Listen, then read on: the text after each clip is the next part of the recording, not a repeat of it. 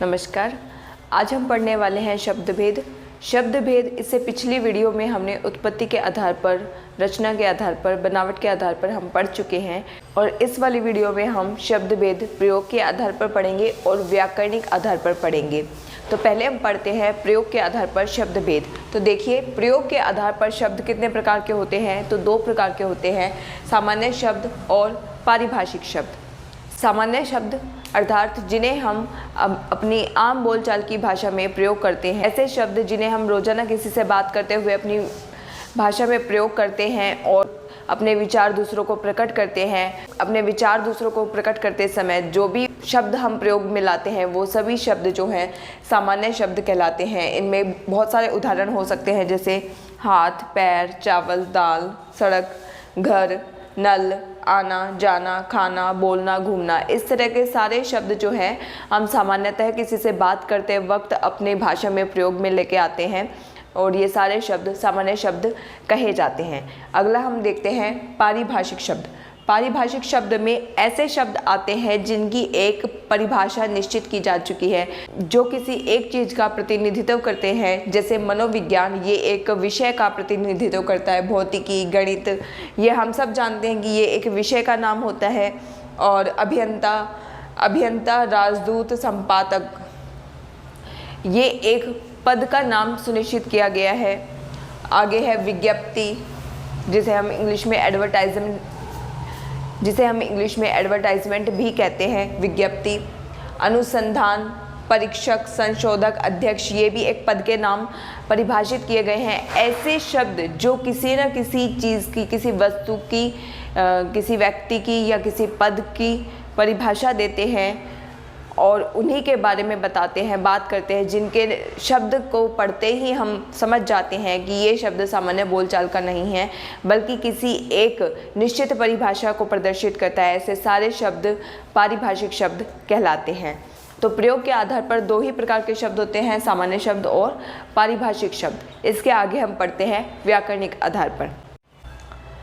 आइए अब आगे पढ़ते हैं व्याकरणिक आधार पर शब्द भेद, अर्थात व्याकरण के आधारों पर किस तरह के शब्द भेद होते हैं, कितने प्रकार के होते हैं। तो व्याकरण के आधार पर दो प्रकार के शब्द हैं, विकारी शब्द, अविकारी शब्द।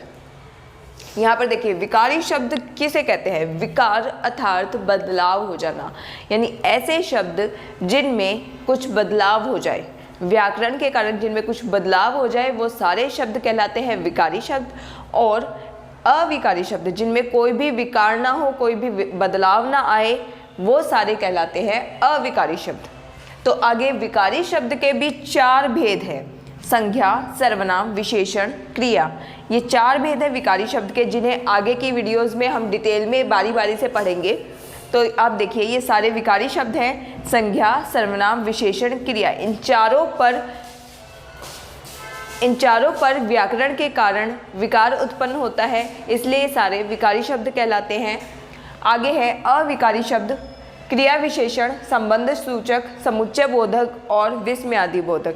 ये चारों ऐसे शब्द हैं जिन पर व्याकरण का कोई प्रभाव नहीं पड़ता, जिनमें कोई बदलाव नहीं होता, इनका रूप, इनका लिखने का तरीका वही का वही रहता है, इसलिए इन्हें अविकारी शब्द कहते हैं। तो विकारी शब्द जिनमें बदलाव हो और अविकारी शब्द जिनमें कोई भी बदलाव ना हो। एक उदाहरण के माध्यम से हम देख लेते हैं, जैसे मैदान में बच्चा खेल रहा है। मैदान में बच्चे खेल रहे हैं। अब देखिए, मैंने थोड़ा सा चेंज किया है यहाँ पर, लेकिन कुछ शब्दों में बदलाव आ गया है। ये देखिए, बच्चा शब्द जो बदल गया, बच्चे हो गया, और खेल रहा है, खेल रहे हैं हो गया। इस तरह के शब्द जिनमें बदलाव आया है वो सारे शब्द विकारी शब्द कहलाते हैं, और जिनमें बदलाव नहीं आया, जैसे में शब्द, मैदान शब्द, ऐसे शब्द अविकारी शब्द कहलाते हैं। उम्मीद है आपको आज की वीडियो पसंद आई होगी। इसके आगे की वीडियो में हम जो हमारा अंतिम शब्द भेद है, शब्द अर्थ के आधार पर शब्द कितने प्रकार के होते हैं, वो हम पढ़ने वाले हैं। और उसके बाद हम संज्ञा, सर्वनाम, विशेषण, क्रिया आदि शुरू करने वाले हैं। तो बने रहे मेरे साथ इस चैनल पे और इस चैनल को सब्सक्राइब करें, लाइक करें, शेयर करें। धन्यवाद।